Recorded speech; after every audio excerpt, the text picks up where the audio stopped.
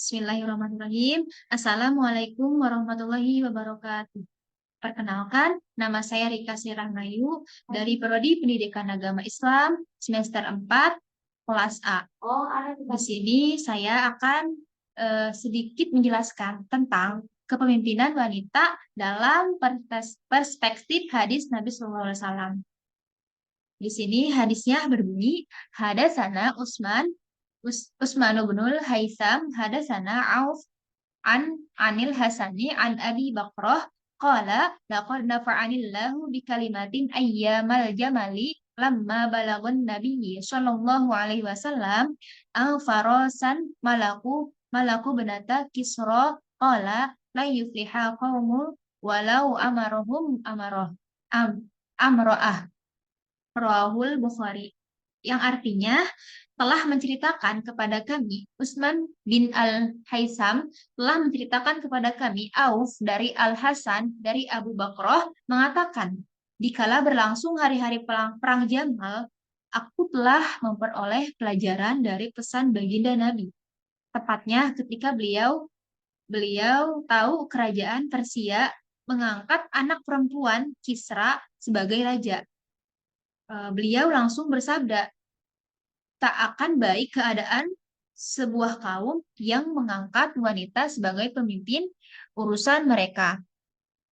Eh, tetapi di di lain tempat beliau juga membolehkan wanita menjadi pemimpin di luar rumah tangganya karena Al-Qur'an bahwa eh, memberi isyarat bahwa perempuan itu bisa menjadi pemimpin, bukan hanya laki-laki. Oleh karena itu, kepemimpinan wanita secara umum dibolehkan oleh sebagian ulama jika mereka memiliki kemampuan untuk melaksanakan amanah tersebut. Di samping itu juga mereka memiliki kriteria atau syarat sebagai seorang pemimpin.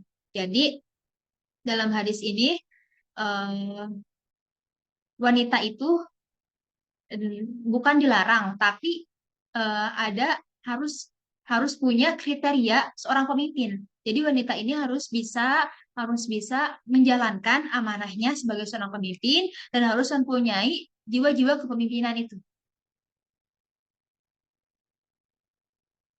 Baik, selanjutnya yaitu ada syarah hadis atau penjelasan tentang hadis yang tadi. Dalam konteks ini, Nabi Muhammad SAW menyampaikan eh, bahwa memilih seorang wanita sebagai pemimpin dalam urusan suatu kaum tidak akan menghasilkan keadaan yang baik. Ini bukanlah penilaian terhadap kemampuan individu wanita, tetapi lebih merupakan pernyataan tentang dinamika sosial dan politik pada saat itu. Nabi Muhammad SAW menyadari bahwa dalam masyarakat pada waktu itu pemimpin yang kuat dan otoritatif diperlukan untuk menjaga stabilitas dan keamanan. Oleh karena itu, beliau menekankan pentingnya memilih pemimpin yang memiliki kualitas yang sesuai dengan kuantitas kondisi masyarakat. Jadi melihat dari kisah ini, kisah hadis yang tadi, jadi sama sekali tidak bisa digeneralisasi untuk melarang kepemimpinan perempuan dimanapun dan kapanpun. Hadis ini khusus mengenai bangsa Persia dan pemimpin perempuan saat itu. Dalam bahasa hibah, hadis ini termasuk dalam kategori teks informatif atau al-akbar dan pengabaran kemenangan atau al-bisyarah. Bukan termasuk dalam kategori teks normatif yang memiliki konsekuensi hukum syariat. Namun penting untuk dicatat bahwa hadis ini harus dipahami dalam konteks sejarah dan budaya pada saat itu. Jadi dalam Islam, pemilihan pemimpin didasarkan pada kualitas kepemimpinan, keadilan, kebijaksanaan, dan integritas individu, bukan pada jenis kelamin.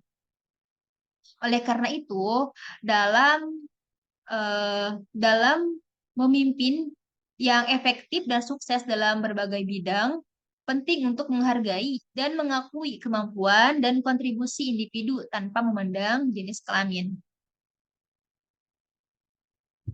Selanjutnya, pendapat ulama.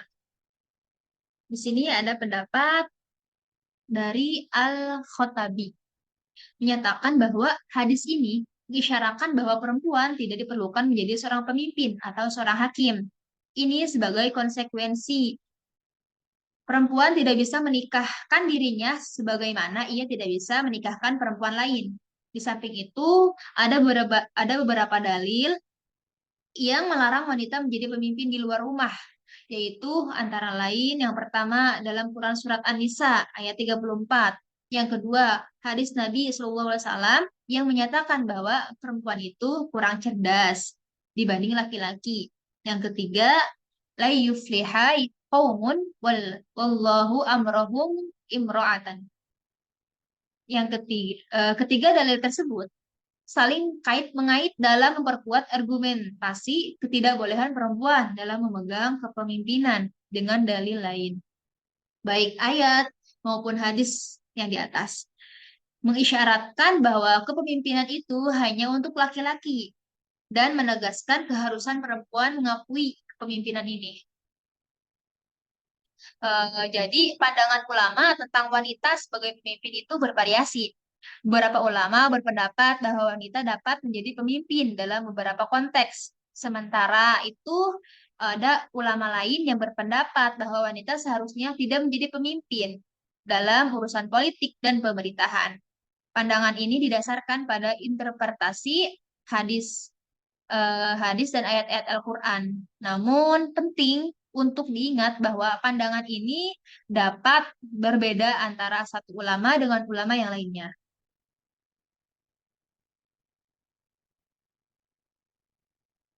Hmm. Selanjutnya yaitu ada nilai-nilai pendidikan yang dapat dipetik.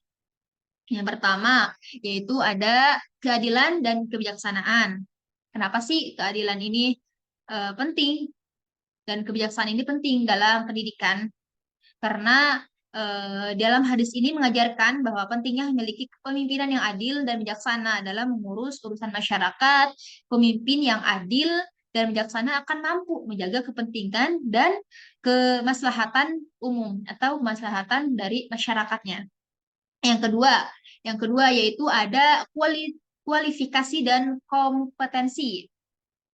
Kenapa ini penting? Karena kualifikasi dan kompetensi dalam memilih pemimpin harus memiliki kemampuan dan pengetahuan yang memadai untuk memimpin dengan baik. Jadi dalam memimpin suatu organisasi atau suatu negara, kita harus mempunyai pemimpin yang memiliki kemampuan dan pengetahuan yang memadai gitu.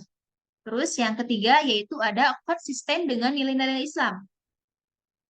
Kenapa? Ya, karena untuk selalu menjaga konsistensi dengan nilai-nilai Islam dalam memilih pemimpin. Pemimpin yang dipilih haruslah yang mampu menjalankan tugasnya sesuai dengan ajaran Islam. Jadi pemimpin yang bisa membawa masyarakatnya, yang bisa membawa anggotanya untuk sesuai dengan ajaran Islam. Yang keempat yaitu pentingnya kepemimpinan yang kuat. Jadi hadis ini menunjukkan pentingnya memiliki kepemimpinan yang kuat dan tegas dalam menghadapi tantangan dan mengurus urusan masyarakat. Pemimpin yang kuat dan mampu mengambil keputusan yang tepat dan melindungi kepentingan umum.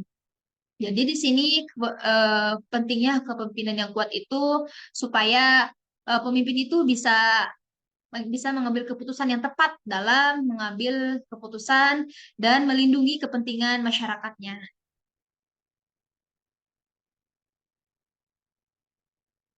Jadi kesimpulannya, secara tekstual hadis tersebut sebagai larangan bagi wanita menjadi pemimpin dalam urusan umum. Oleh karena itu, jumhur ulama secara tegas menyatakan bahwa kepemimpinan wanita dalam urusan umum dilarang. Sedangkan secara kontekstual, hadis tersebut dapat dipahami bahwa Islam tidak melarang wanita menduduki suatu jabatan atau menjadi pemimpin dalam urusan umum. Bahkan menjadi kepala negara dengan syarat sanggup melaksanakan tugas tersebut. Oleh karena itu, hadis tersebut harus dipahami secara kontekstual sebab kandungan petunjuknya bersifat temporal atau waktu.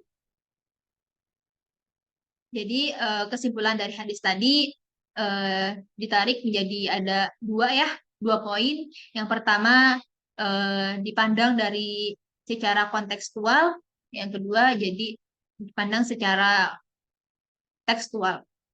Jadi hadis di atas itu ada yang memperbolehkan dan ada yang tidak. Sedangkan yang memperbolehkan itu wanita sebagai pemimpin itu wanita sendirinya harus bisa eh, harus bisa memenuhi syarat sebagai pemimpin itu sendiri dan bisa menjalankan amanahnya dengan baik.